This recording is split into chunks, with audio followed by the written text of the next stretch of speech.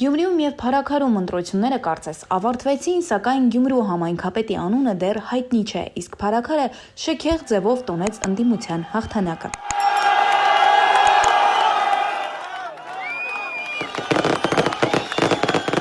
Արմլուրը տեղեկացավ, որ Հայաստանի Հանրապետությունում տեղական ինքնակառավարման մասին Հայաստանի Հանրապետության օրենքի և Հայաստանի Հանրապետության ընտրական օրենսգիրք Հայաստանի Հանրապետության սահմանադրական օրենքի համաձայն նորընտիր ավագանու առաջին նիստն օրենքի ուժով գումարվում է ավագանու անդամների ընտրվելու վերաբերյալ որոշման պաշտոնական հրապարակումից հետո, նախորդ ավագանու լիազորությունների ժամկետի ավարտման օրը։ Գյումրու ավագանու առաջին նիստը համաձայն այս օրենքի կայանալու է ապրիլի 16-ին։ Հարկ է նշել, որ մինչև համայնքի ղեկավարի ընտրվելը ավագանու նիստը վարում է ավագանու նիստին ներկա տարիքով ավագ անդամը։ Հարկ է նշել նաև, որ ավագանին ընտրվում է 5 տարի ժամկետով, նորընտիր ավագանու լիազորությունների ժամկետը սկսվում է առաջին նիստի գումարման պահից։ Այդ պահից ավարտվում է նախորդ ավագանու լիազորությունների ժամկետը։ Հարկ է նշել նաև, որ 3 օր է Մարտուն Գրիգորյանը չի հայտնում իր որոշման մասին և հավելենք, որ օրենքն ամենևին չի պարտադրում ժամկետներ։ Գրիգորյանը կարող է մինչև առաջին ավագանու նիստը լռել